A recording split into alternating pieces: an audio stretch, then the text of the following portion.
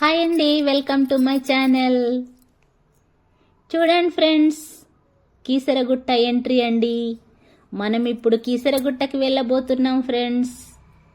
ఇది తెలంగాణలోని మేడ్చల్ మల్కాజ్గిరి జిల్లాలో హైదరాబాదుకు సుమారు 35 కిలోమీటర్ల దూరంలో ఉంటుంది. ముఖ్యమైన శివక్షేత్రాల్లో చాలా ప్రాముఖ్యతను సంతరించుకుందండి ఈ క్షేత్రము. ఈ క్షేత్ర మహిమ, ఈ క్షేత్రాన్ని కీసరగుట్ట అని ఎలా పేరొచ్చింది అన్నీ నేను మీకు ఇప్పుడు ఈ వీడియోలో చెబుతాను ఫ్రెండ్స్. ఓకేనా ఫ్రెండ్స్, మరెందుకు ఆలస్యం, వెళ్దామా కీసరగుట్టకి.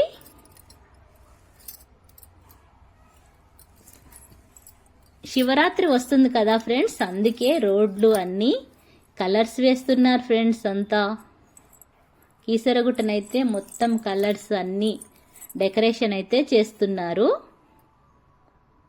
మెట్ల దారి గుండా కూడా వెళ్ళవచ్చు. మేమైతే కారులో, ఇప్పుడైతే కారు పై వరకు ఎంట్రీ ఉందండి.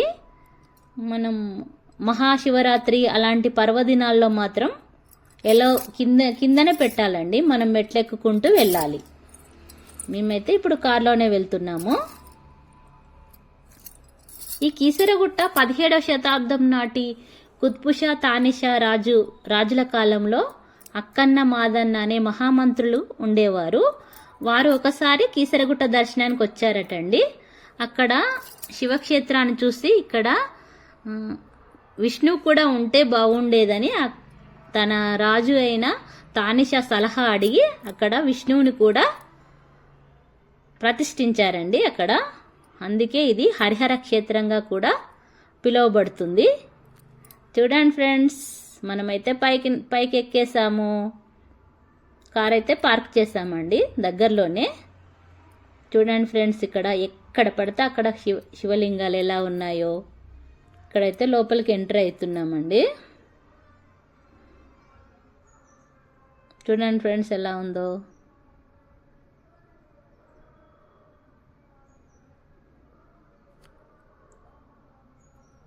చాలా శివలింగాలు ఉన్నాయండి ఇక్కడైతే.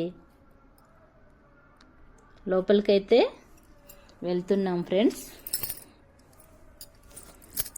మేము వెళ్ళేసరికి అయితే లంచ్ టైం అయిందండి. ఇక్కడ ముందు శివుడు ఎలా ఉన్నాడో చూడండి.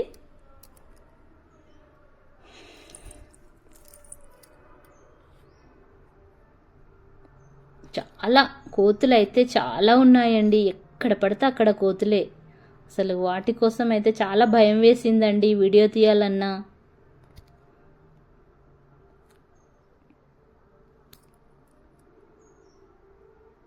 చూడండి ఫ్రెండ్స్, లోపలికైతే వెళ్తున్నాము.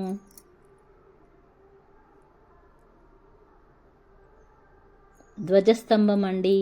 ఇక్కడ కార్తీక మాసంలో 365 ఒత్తులు కాలుస్తారండి ఇక్కడ.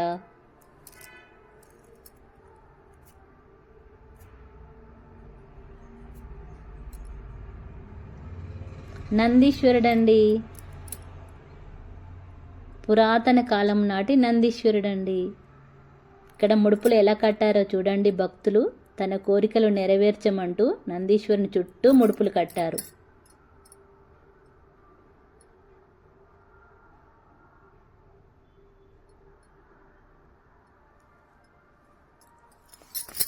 అవును ఫ్రెండ్స్, మీకు ఇప్పుడు ఆ క్షేత్రం ఎలా ఏర్పడింది, ఆ క్షేత్ర మహిమ గురించి చెబుతాను ఫ్రెండ్స్. రాముడు సీత వనవాసానికి వెళ్ళిన తర్వాత రావణ సంహారం జరిగింది కదండి. రావణ సంహారం తర్వాత బ్రహ్మహత్య పాతకము తొలగించుకోవడానికి రాముడు ఈ కీసరగుట్ట మీదుగా వెళ్తున్నాడండి. అక్కడ రాముడికి ఏమనిపించిందంటే ఇక్కడ శివుణ్ణి ప్రతిష్ఠించి పూజ చేయాలని అనుకున్నాడండి అక్కడ. అయితే పూజ చేయాలని అనుకున్నాడు కదా, హనుమంతునితో ఏం చెప్పాడంటే కాశీకి వెళ్ళి ఒక శివలింగాన్ని తీసుకురమ్మని చెప్పి హనుమంతుడిని పంపిస్తాడండి రాముడు. హనుమంతుడు కాశీకి వెళ్తాడు.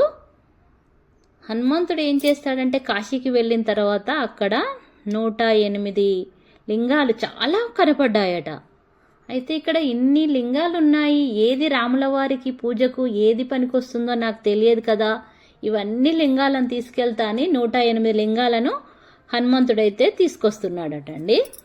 అయితే ఇక్కడ ఏం జరిగిందంట, రాముడు ఇక్కడ సూర్యాస్తమం అయిపోయింది, పూజ రెడీ చేసుకోవాలి, ఎలా ఇంకా హనుమంతుడు రాలేదని శివుని ప్రార్థిస్తాడంట.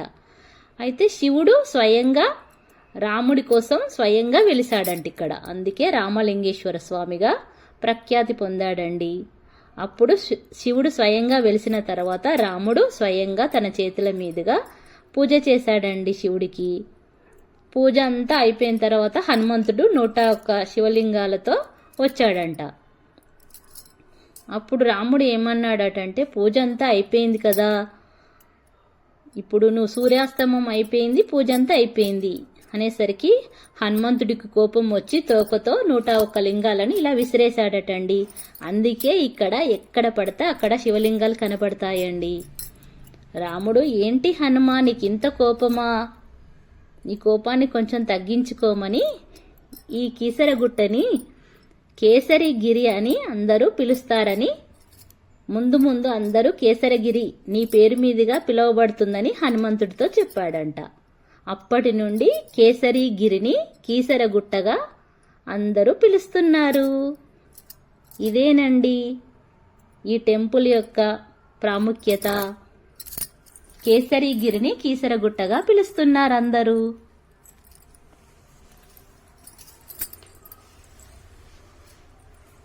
చూడండి ఫ్రెండ్స్, ఇక్కడ కాశీ నుంచి తెచ్చిన శివలింగం అండి.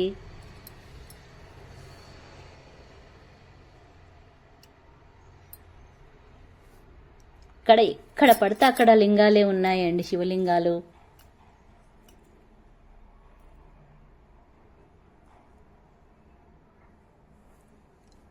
ఇక్కడ లక్ష్మీ నరసింహస్వామి టెంపుల్ కూడా ఉందండి. మీకు చూపిస్తాను ఫ్రెండ్స్ ఇప్పుడు లక్ష్మీ నరసింహస్వామి టెంపుల్.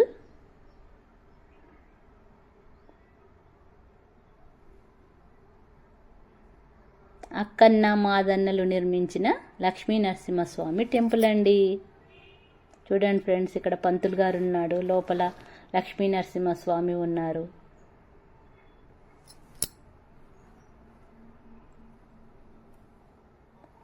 ఇక్కడ మాఘమాసంలోనైనా కార్తీక మాసంలోనైనా శివుణ్ణి విష్ణువుని ఒకే దగ్గర సందర్శించుకోవాలంటే ఈ క్షేత్రాన్ని తప్పకుండా దర్శించుకోవాలండి. చాలా మహిమ గల క్షేత్రం అండి. శివుడే స్వయంగా రాముడి కోసం ఇక్కడ స్వయంగా వెలిశాడు, స్వయంభుగా.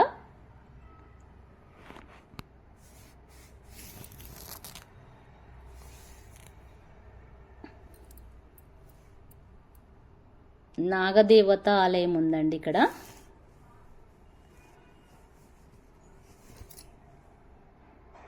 ఇక్కడ నాగదేవత నాగదోషాలు ఏమైనా ఉంటే ఇక్కడ పూజలు అయితే చేస్తారటండి. చాలామంది అయితే చేపిస్తున్నారు. చాలా బాగుందండి టెంపుల్. మీకు కూడా నచ్చుతుంది ఫ్రెండ్స్. ఒక్కసారైనా దర్శించుకోండి ఈ టెంపుల్ని. నాగదేవత అమ్మవారండి.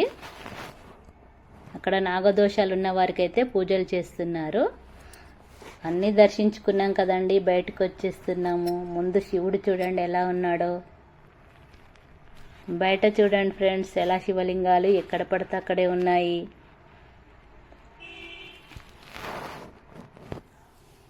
ఇక్కడ మనము లోపల అభిషేకం చేసుకోలేకపోయినా ఇక్కడ శివలింగాలకైతే మనము ఎక్కడైనా అభిషేకం చేసుకోవచ్చండి. ఎక్కడైనా శివుడే కదండి.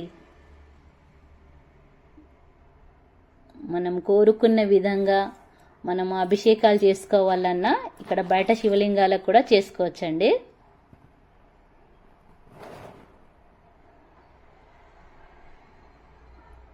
చూడండి ఫ్రెండ్స్, ఎన్ని శివలింగాలు ఉన్నాయో. ఎక్కడ చూసినా శివలింగాలే. ఇక్కడ వాతావరణం కూడా ఆహ్లాదకరంగా చాలా బాగుంటుంది ఫ్రెండ్స్. ఒక పచ్చదనంతో నిండి ఉంటుంది. కోతులు చూడండి ఫ్రెండ్స్ ఎలా ఉన్నాయో.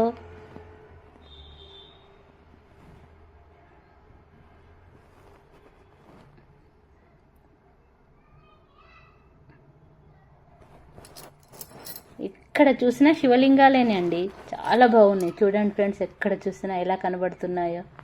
ఇక్కడ ఆంజనేయ స్వామి వారండి.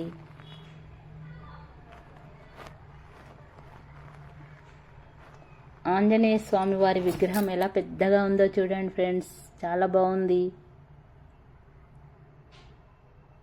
శ్రీ ఆంజనేయం ప్రసన్నాంజనేయం.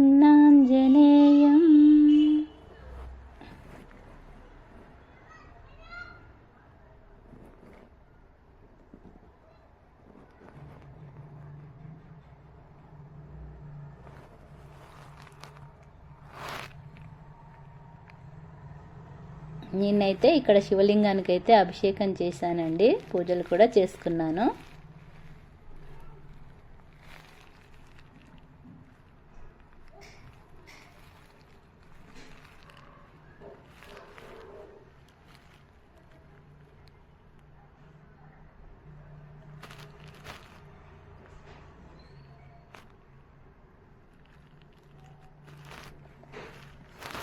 ఆంజనేయ స్వామి వారి దగ్గరికి అయితే అందరూ వెళ్ళి దర్శనం చేసుకొని వస్తున్నారండి. చాలా బాగా అనిపించిందండి. ఇక్కడ మనసు ప్రశాంతంగా చాలా బాగా అనిపించింది.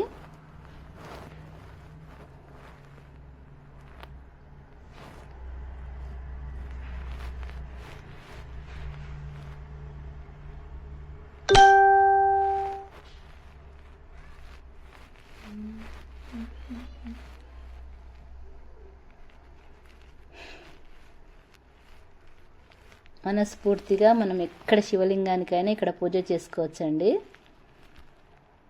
నాకైతే చాలా ఆనందంగా అనిపించిందండి. చూడండి ఫ్రెండ్స్, ఎక్కడ పడితే అక్కడే ఉన్నాయి శివలింగాలు. చూడండి ఇక్కడ ఎలా ఉన్నాయో, అక్కడ ఇక్కడ.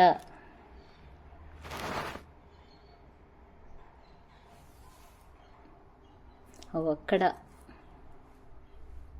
చాలా ఉన్నాయండి, ఇంకా మీకు చూపించలేకపోతున్నాను, చాలా ఉన్నాయి.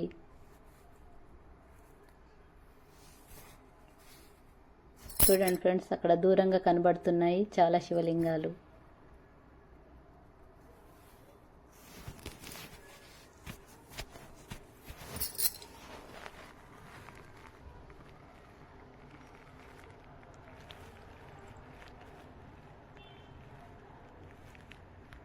గుడి ఆవరణ అయితే ఎంతో ప్రశాంతంగా ఉందండి.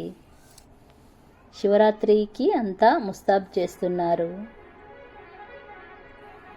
పెయింటింగ్స్ అవి ఇవి వేస్తున్నారండి. పెయింటింగ్స్ అంతా చూడండి ఎలా కలర్స్తో వేస్తున్నారు. మనమైతే దర్శనం అయి కంప్లీట్ అయిందండి, తిరిగి వస్తున్నాము.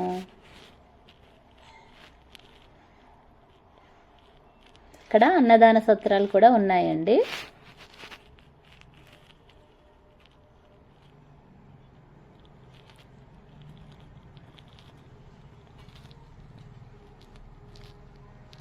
గుట్టపై నుంచి చూస్తే చాలా ప్రశాంతంగా వాతావరణం ఉంటుందండి. చాలా అద్భుతంగా ఉంది ఈ టెంపుల్ అయితే. రాముడే స్వయంగా శివుణ్ణి అయితే మెప్పించి స్వయంభుగా రప్పించాడండి. ఇక్కడ స్వయంభుగా వెలిశాడు శివుడు. చాలా మహిమగల క్షేత్రం అండి. చూడండి పచ్చదనం ఎంత బాగుందో, గుట్టపై నుంచి చూస్తే చాలా బాగుందండి.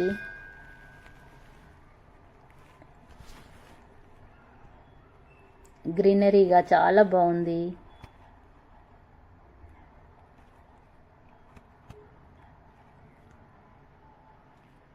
మీరు కూడా వెళ్తారు కదా ఫ్రెండ్స్. మళ్ళీ ఎంట్రీ బోర్డ్ అండి, పునర్దర్శన ప్రాప్తిరస్తు. ఓకేనా ఫ్రెండ్స్, బాయ్.